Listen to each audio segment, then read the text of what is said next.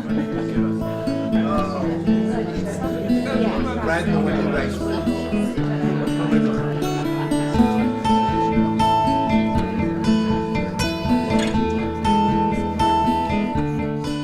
want to thank the Niagara Foundation for inviting me here to speak today. I'm very grateful for the invitation. I'm grateful to all of you for braving the cold to come out here and hear me speak today. I hope that what I have to say is of interest to you. The talk I'm going to give today is kind of an amalgam of a couple of different concepts and ideas, one of which is an explanation of the role that social media played in the Arab Spring and Egypt in particular. The other is a kind of a more speculative set of ideas about how social media more generally may be affecting conceptions of self-identity in the region of the Middle East and, of course, more generally beyond that. So I've done my best to blend these two things together in a way that I hope will be helpful to you. And I'm going to speak for, I don't know, like 40 minutes or so, and then we've got some time for Q&A. So I would really welcome the opportunity to have an exchange with you after the talk is over. If we're thinking about beyond the Arab Spring, on the first slide here, this is called forgive me if you already know this. This is called a live map, and it uses global positioning information systems to upload reports of whatever you want to create a map of whatever you want to create a map of. This was originally used in the Kenyan election crisis of 2007 to map human rights violations and violence that was taking place after these contested elections. And a group of Egyptians has created a map of where former military officials end up in the military-industrial complex in Egypt. So it's really fascinating, kind of some of the things that the activists are doing beyond the Arab Spring. But let me just rewind a little bit here. We're talking about identity today, so I want to take a second to just think about our conception of what identity is, how some different scholars have treated this issue, and how it relates to the Middle East. Okay. I'm a constructivist, so I take my cue from Benedict Anderson, who very famously defined a nation as an imagined community, and imagined as both inherently limited and sovereign. Okay. So Anderson's innovation was to think of nationalism and nations and identity not as this like fixed primordial thing that goes back to the beginning of time, to the dawn of man, but as something that's contested, that's constantly being reconstructed, and that relies largely on our interactions with one another and how we conceptualize our subjectivities. Okay. Ernest Gellner defines it as nationalism as a political principle that holds that the political and the national unit should be congruent. Okay. Nationalism is in many ways the predominant ideational and political movement of the modern era, right? The effort to make national borders the same as ethnic, religious, or national borders in some way, shape, or form. Okay. This is a concept that I think has brought us a lot of trouble in the last few centuries, to say the least. But it has enormously powerful appeal to many people all over the world who want to change their political arrangements, or particularly to change the borders, the political arrangements that they inherited from the post-World War I settlement in the Middle East in particular. Okay. Now, if you're a constructivist, you also believe that individuals may change their identities, that they may hold multiple identities. As the scholar Bernard Lewis once wrote a book of the same title, The Multiple Identities of the Middle East. Now, I also heard someone say, I've spent a lot of time in the Middle East and I never met anyone who had an identity crisis. but the reality is that at any given time, we may hold multiple identities in our minds at the same time, right? They're not mutually exclusive. They can shift, they can change.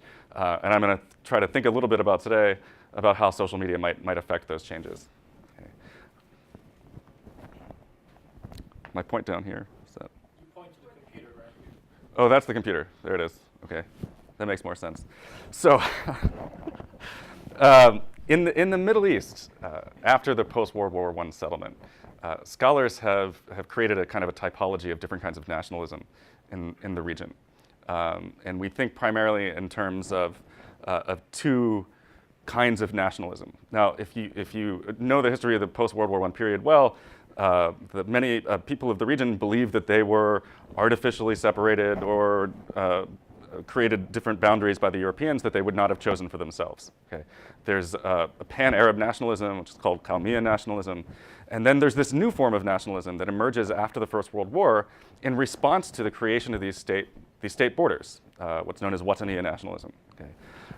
And you can see the clash between Wataniya and Qawmiya nationalism just by looking at the Egyptian currency, which is on one side you have a picture of the Sphinx, and that's meant to harken back to ancient Egypt, the idea of a continuous cross-millennial Egyptian identity that transcends space and time.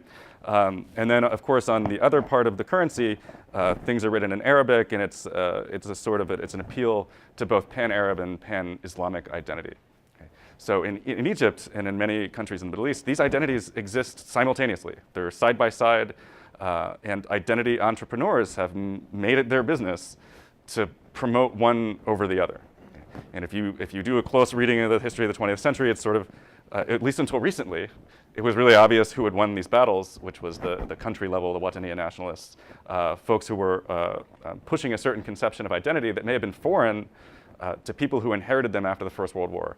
Like if you went into Syria after the First World War and said, what is a Syrian, you may get a number of different answers. If you ask somebody, what's Lebanese, okay? Many of these countries were invented and created by the Europeans, not entirely by the Europeans, but these are new identities. Okay? And over time, they became entrenched. They became quite successful. Okay? So there is a conception of Lebanese national identity.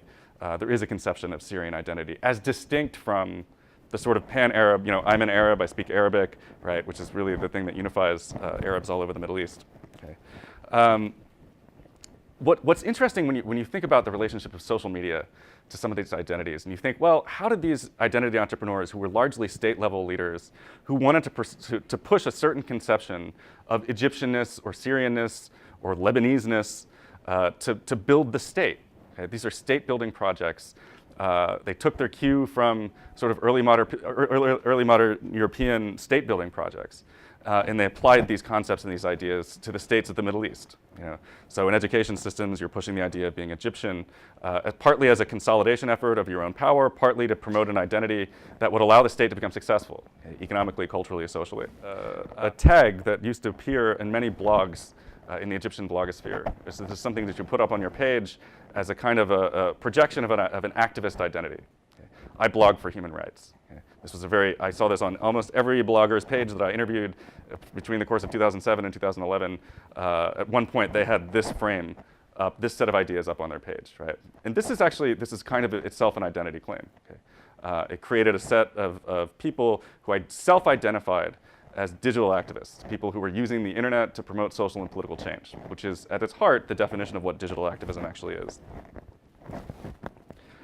Now, the interesting thing about the internet, I could go online right now and I could have a blog live on Blogger in less than a minute. This is a free publishing platform. It's open to anyone, to any comers, unless you block the site. I can go up on there and have my own publishing platform in a matter of minutes. Right? This is also radical. The trick is, and what's interesting about the way that the internet is structured, is that probably no one will read my blog unless I'm somebody. What usually happens is I've had a number of blogs that didn't go anywhere, and who would read it be my mom and my dad and my brother, and they would tell me how brilliant I was. But the reality was, I was not really successful in gaining a larger audience because I was the nobody grad student and no one wanted to read my blog. Okay? And if you look at the readership structure and the link structure of the internet, it follows something called a power law.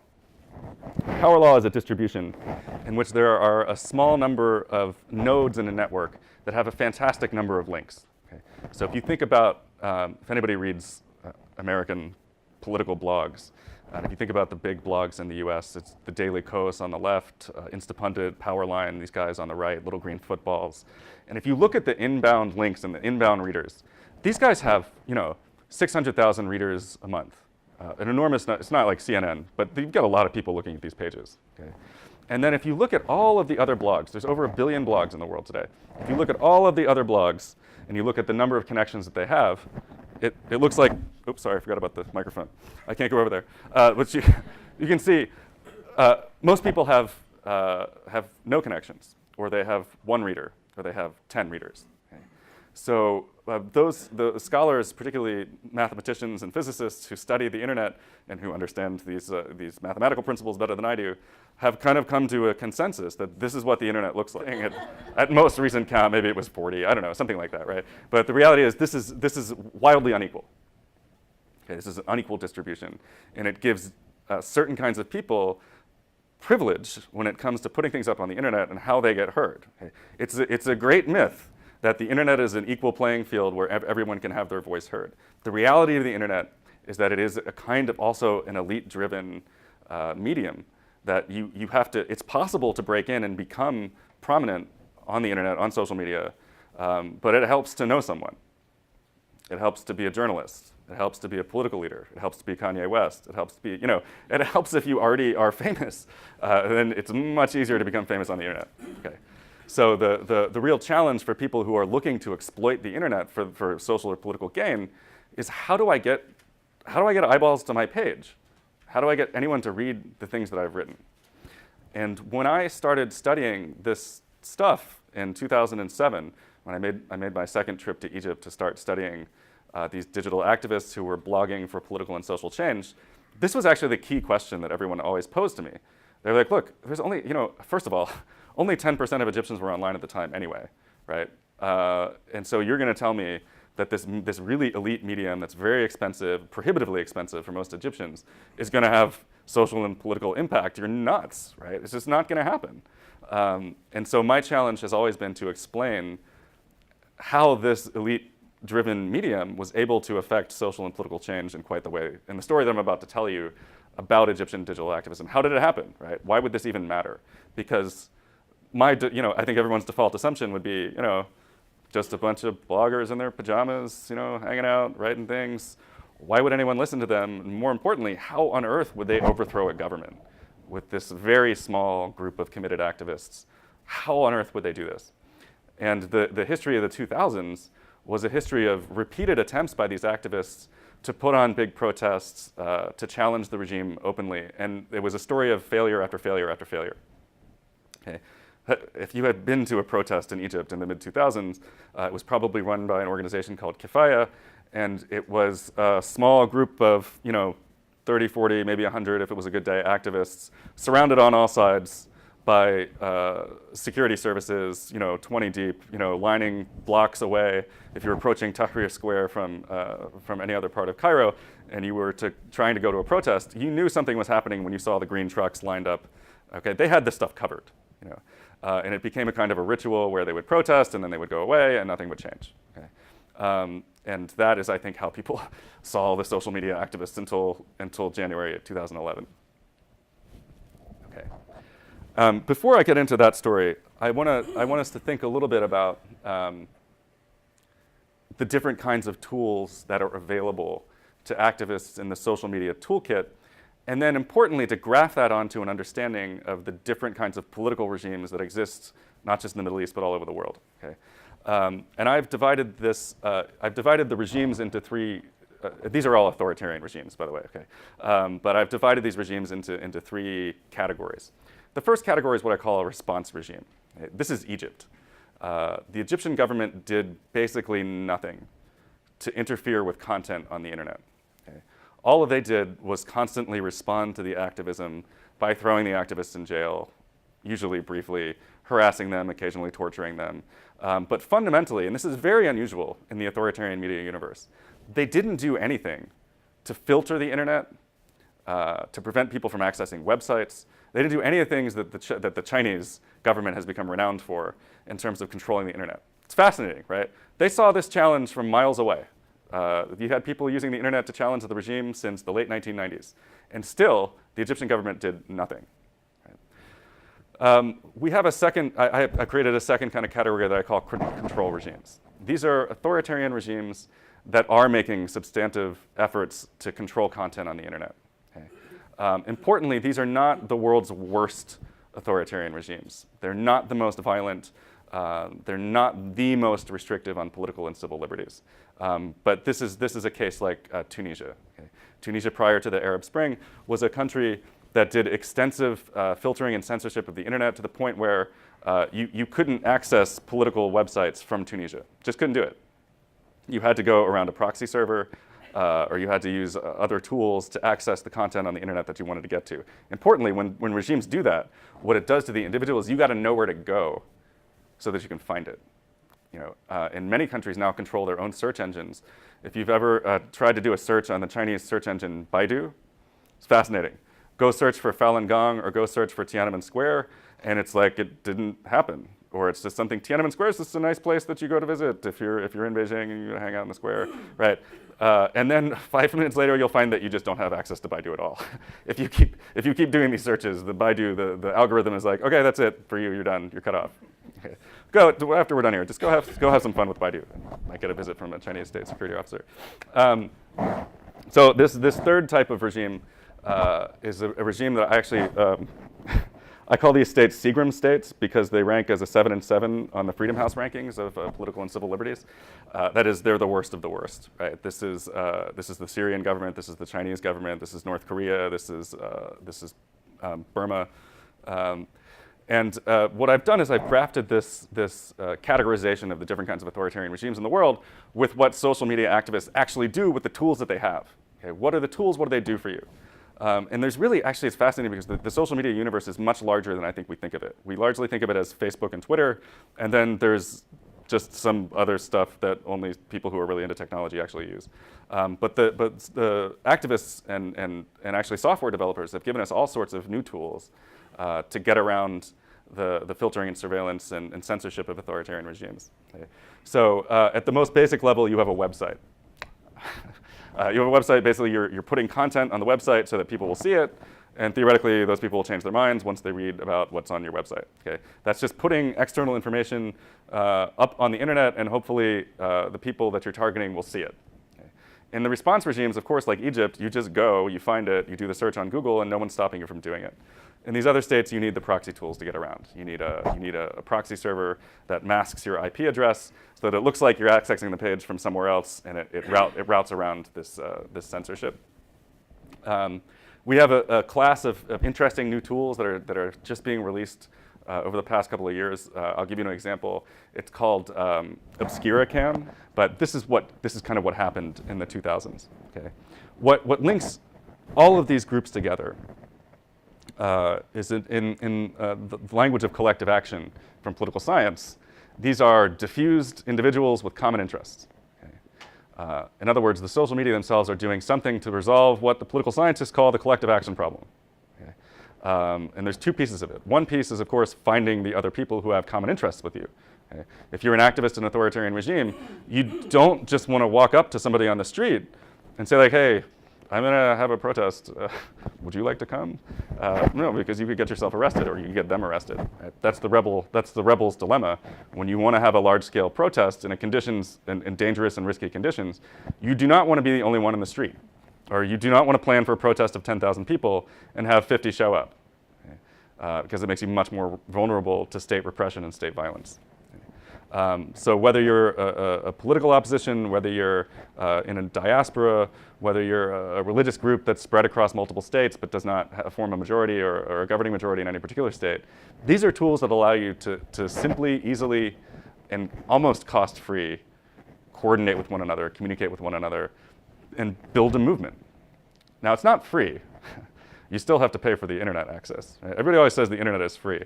And my monthly bill from Comcast would really suggest otherwise, that the internet is definitely, it's not free for me. Anyway, I don't know. If anybody's getting free internet access, please let me know how you do that. I would be delighted to know. One of the important things that I argue happened in Egypt and Tunisia in particular is that these new social media tools helped forge a new tertiary identity to which people attached themselves and organized around. Okay.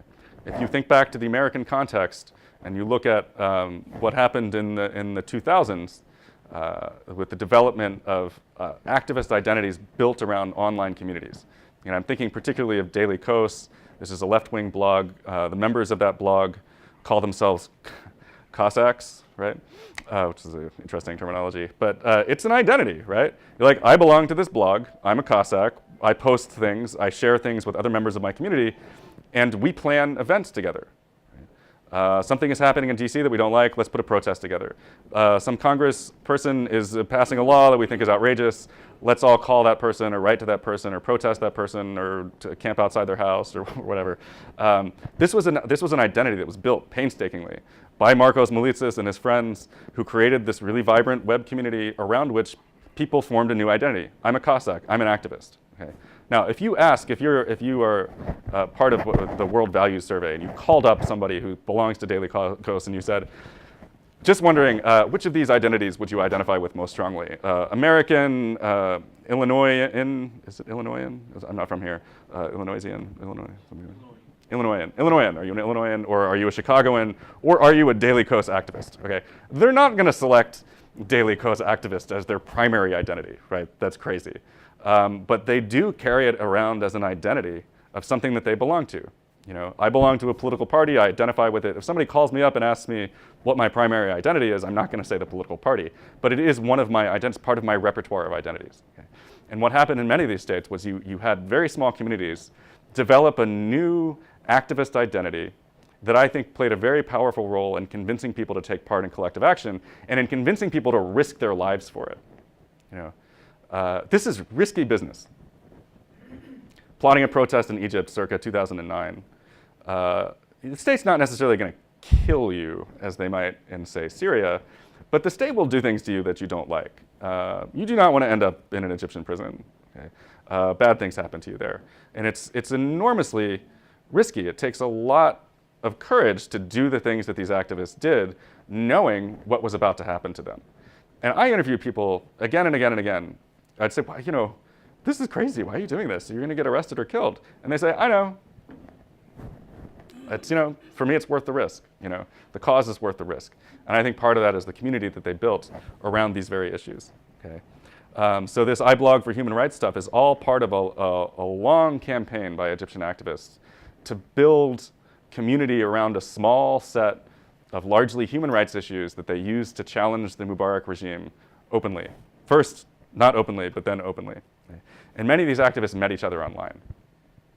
They helped each other start blogs. They met in cafes and they discussed things that were important to them.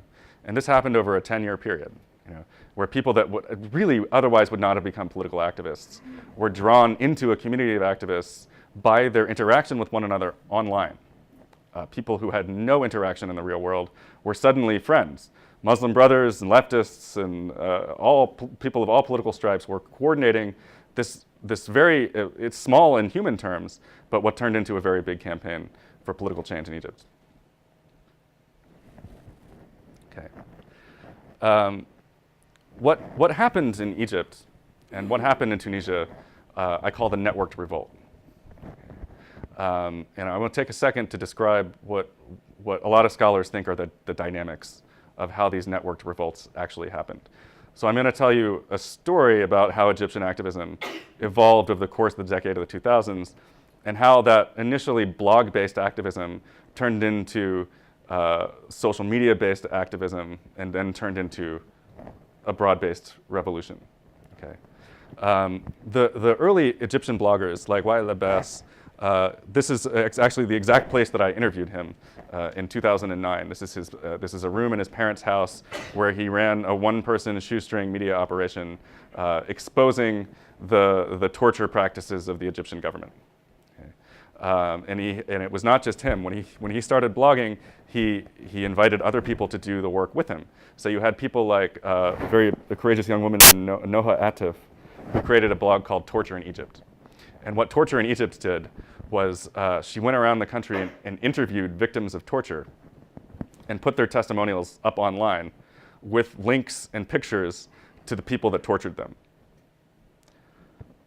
So you can imagine how crazy that might have seemed given what the regime could have done to her. And they effectively did nothing to her, which is another fascinating little tidbit of Egyptian trivia. But these guys worked together. They coordinated their protests with Kifaya, which is an opposition group in Egypt, and they blogged. They blogged ceaselessly. They blogged in English, they blogged in Arabic, they wrote about these issues, they criticized the regime, and they crossed red lines. The informational cascade is a self-reinforcing phenomenon. Once it reaches a certain critical mass, it's likely that a large number of people will change their preferences based on the likelihood that other people are going to participate in action with them. We call this a threshold for participation in collective action. So if I'm just, like say, I'm really political, right? But because I study political science, so it's a good thing. But say that I'm just, I work in a shop somewhere and I'm not really that into politics. And you ask me, under what circumstances, David, would you participate in a protest against the Egyptian government? Let's pretend I'm Egyptian for a second. And I'd say, well, I don't know, it's a little bit dicey, it's risky, I don't want to risk myself, or I don't want to be tortured. And it turns out, if you can look at studies and show, the more people reveal their preference or their intention to participate in a protest, the more likely those fence sitters are to get off the seat and also go out and protest with them. Okay? Seems a simple concept, but we're much more likely to do something if our friends and neighbors are doing it. We're much more susceptible to the things that the people immediately around us are doing than we think we are. You can do sort of viral studies of people who smoke. And you ask them, smokers hang out with other smokers. If one person in a friendship group starts smoking, it becomes exponentially more likely that other people will start smoking in that friendship group. Okay? We don't like to think of our politics as susceptible in this way to the beliefs of other people, but it's really true. When people around you start doing something, you're more likely to do it. And that's the basic dynamic behind what I think social media does for a revolution or does for mass protest. Things that are costly for individuals to undertake, that carry great risk, but they become much more likely the more people know about it, the more you believe that your friends will be there with you. Okay. So you have this blogging, you have this blogger activist community that's evolving and growing over the course of the 2000s. They're working with the opposition groups. In April 6th of 2008, I was actually in Egypt. I was riding around with a group of activists who were plotting a general strike in conjunction with a labor strike in Mahalla, which is a city north of Cairo, about an hour. Okay. And this, they started a Facebook group, who will go out on strike with us? This is 2008. Keep in mind, there's less than 1 million Egyptians on Facebook at this time. It's about, best I can estimate, about 700,000 people are on Facebook in Egypt. Okay. Within a week, this new Facebook group has 70,000 members. Now this is 90 million people in Egypt, right? So that's not that many people, but that's a lot of people committed to protest. And they became a kind of a media sensation. A lot of people, they asked people to stay home, but also to go out and protest. It was kind of it was not the best ask in the world, but it was stay home, wear black, don't buy anything, but also later today, could we meet at the Judges Syndicate to protest? Okay, let's do both of those things. It was successful. Not everyone shut their shops down, but a lot of people did. Not everyone went out to protest, but more people than normal did. And they became the leaders. They formed a movement, the April 6th Youth Movement. And they had a website and a Facebook page, and they started developing a network of activists who were adopting a platform that was very similar to the platform that was being pushed by Kifaya, which was a grassroots, real-world organization from the early 2000s that had asked for a very discrete, small set of changes to the Egyptian political system. Like, we want to have a real presidential election, we would like people to stop torturing us, and we want some changes in foreign policy. And if you look at the evolution of those demands, it's the same set of demands. Kifaya's demands were April 6th's demands, were Khalid Said's demands, ultimately. Okay? So there's this foundation of digital activism that is already in place in the summer of 2010. When the murder of this young man, if you're familiar with the revolution, you know who this guy is. He's a businessman who was beaten to death by the police in front of hundreds of horrified onlookers. Allegedly, nobody can really quite get the straight story on this, but allegedly he had posted a video, surveillance video. He filmed a group of police dividing up a drug bust among themselves. He put it on the internet, and that was the last thing he ever did, because they dragged him out of the street and they beat him to death. Now this is routine in Egypt, right? This kind of thing happens all the time. People will disappear into the prisons and end up dead. The bodies will be dumped back with their families, say like, oh, sorry. The story that they told was that, Khalid Said was actually a drug dealer, and the way that he had died was that he had swallowed his own bag of marijuana.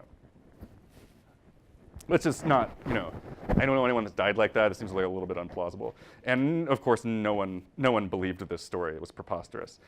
They released, I won't show you them, but if you're brave and you want to Google it, you can see the pictures that were released by the family of what had actually happened to Khalid Said, and he was obviously beaten to death. Okay. So immediately, a couple of activists form a Facebook group called Kulna Khalid Said. We're all Khalid Said. Okay. This was Wael Konim, but it was also a guy whose identity has been like a closely guarded secret, someone that I interviewed a long time ago. He's the one that actually started the group, and Konim did the publicity and some of the administration of the site. And this group starts immediately holding protests in Alexandria and other places.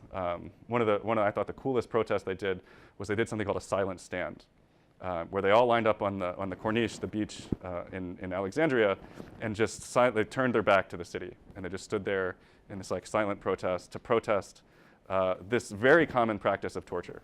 Okay. So if you think about the things that are adding up now, you've got Wael Abbas constantly blogging and criticizing the regime and getting coverage in the major newspapers. You've got Noha Atef and other people putting up pictures. An activist named Hossam al-Hamalawi formed a website called Pigapedia, where he would also put up the pictures of the cops who had tortured people and murdered people. And then you have this event, which crystallizes, I think, for a lot of Egyptians, things that might happen to them and to their families if they run afoul of the law, and what are really, it's like the really distinguishing characteristic of authoritarianism in Egypt was this total arbitrary nature of like what you might do to get arrested and tortured. This had been going on for years. And this group was built on the foundation of a long-standing activism that took a really long time to build up. Okay, so this is the model in Egypt. This is actually this is a highly unusual case because of the way that the Egyptian regime did not interfere with the content of the internet. Okay? So I just want to emphasize how rare this is, and that other activists and other authoritarian regimes actually need probably somewhat different strategies if they want to succeed today. But what happened in Egypt, you had the cooperation between the protest leaders, this general climate of burgeoning protests and dissatisfaction with the regime, and then you have the trigger event, which is the murder of Khalid Said, the organizing that takes place around that, steps from certain neighborhoods to Tahrir Square. They would form crowds in these sort of narrower back alleys in the poorer neighborhoods of Cairo to make it look like there were more people in the protests than there actually were, precisely to affect that threshold of your participation in the protest, right? You're not going to go join this sort of like gangly protest with 8 people walking down a giant boulevard leading to Tahrir Square, but you might, if it looks like a bit of a bigger crowd in your neighborhood, you're like, all right, this is happening. This is finally happening. I'm out. I'm going to do this. Okay. So that's part of the dynamics of why this protest was successful, whereas the others weren't. It was partially social media, but it also was not social media necessarily. It was also offline actions that are really crucial if you want some of these things to succeed. And we all know what happened after January 25th, 2011. So I won't bore you here. An interesting contrasting case is that of Tunisia, where the Arab Spring, of course, started. And if you look at the social media atmosphere or ecology of Tunisia, most of the major leading activists who were using the internet were doing so from overseas. Okay. So Sami Ben Kharbia, who formed a website called Noet in the early 2000s, lived in France because the regime was much more open about its willingness to block content, but not just to block content, but to arrest permanently the people who were doing this. So if you wanted to access the content in Tunisia at the time, you had to go into a proxy server. And for ordinary people, the use of a proxy server is like, it's a dead end. If you blocked my access to ESPN.com tomorrow morning, if the government blocked it, that's it. I'm not probably going back because I don't even really know how to use a proxy server. But if you're a committed activist and you want access to that information, you're going to find a way around, most likely. It's an evolving game. It is a cat and mouse game, and sometimes the regime is going to come up with new innovations to block the content. But the reality is that no one has really been able to figure out a way to permanently block people from accessing all the content on the internet that they wanted to. Now, like I said, the Tunisian government unblocked Facebook in 2010 for reasons that are really opaque, and people started using it. There were actually protests in Tunisia in March of 2010. Very small protests, but protests. And that was like a psychological barrier that we broke in Tunisia far before Mohamed Bouazizi set himself on fire in December. Okay. So the Tunisians had actually become very adept, very sophisticated practitioners of ways of getting around surveillance and censorship. And when the critical moment came, I'll be clear, the critical moment was not social media based. Okay, Mohamed Bouazizi was not like live tweeting his own immolation or anything, right? This was a kind of a random offline event. that stemmed from, of course, I think some of the same issues of corruption, torture, economic marginalization that drove events in the other country. But he wasn't online, it wasn't a digital thing. Okay? But people immediately used their newfound access to Facebook to start coordinating protests all over the country. And the activists will tell you this was really critical in getting the word out, getting the word past the information blockade that the government erected around them, and getting people to participate in these protests. Okay? So it wasn't the spark, but it was an accelerant. You know, the fire was already there, and social media just kind of like poured the gasoline on it. Right? This is two different models. Right? Critics of social media, critics of this general process will say like, well, you know, they want us to tell a story of the social media being the only thing that was important. Okay? And obviously in all of these places, there were many other important factors that led to these revolts. But I'm just arguing for I think is pretty critical importance of this one thing. And let's try to understand exactly what happened. Okay. If you think beyond the Arab Spring, in terms of the way these things are likely to evolve, the challenges to states that we're likely to see, some of these are positive and some of these are negative. The internet is just a thing, right, that you can use whether you have good or ill intentions. And some of the challenges I think we're likely to see to these states are increased, terrorist networks can also use encrypting software. They can also use social media tools. But my expectation is that the big movers and shakers on social media in this region are going to be those who are linking people across borders, linking movements across borders, pushing identities that are underprivileged by the state model of identity across the Middle East. And my expectation is that the social media will continue to be the kind of the default mode of opposition and activism to predominant identities, ideas, politics, social issues, and that they will be more or less successful depending on how the state responds, depending on the particular architecture that the states invent or build to fight against this activism that they now are very well aware of.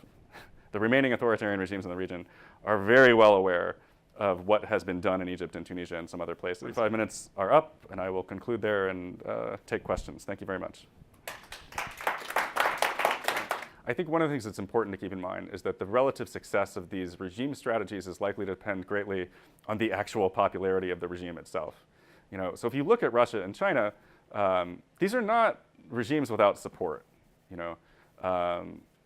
They're not regimes that have no supporters in the general population. There are a lot of people who believe the general set of principles and ideas that are being put forth by the Communist Party of China and so forth. But in places where the government is really legitimately unpopular and has many fewer, I think, as a percentage basis, many fewer supporters, like in Egypt or Tunisia, I think that those efforts to break into, because these are social networks, right? And social networks are actually pretty good at sussing out who's an authentic and who's an inauthentic supporter. So if somebody shows up in your feed all of a sudden that you don't know and is like, yeah, I really, this Mubarak guy is all right with me, you're going to just click, you're going to delete those people. So I think that really depends on other dynamics. The regimes are going to try to do this, but the beauty of Facebook is that you get to create your own social network. And you get to pick and choose who's in it. You can kick people out of it. You can not let people in it if you don't want them in it. So certainly I think governments are going to try to infiltrate, but I think the less popular regimes are going to have relatively less success convincing people that support for the regime is actually authentic. In terms of cultivating alliances with the West or with outside actors, if you look at the history of the April 6th movement in Egypt and some of the other opposition groups, there was actually extensive cooperation with outside groups, particularly Otpor, the Serbian protest movement that overthrew the Milosevic regime. Otpor activists actually came to Cairo and trained Egyptian digital activists in tactics of street protest, in tactics of occupying key symbolic central locations.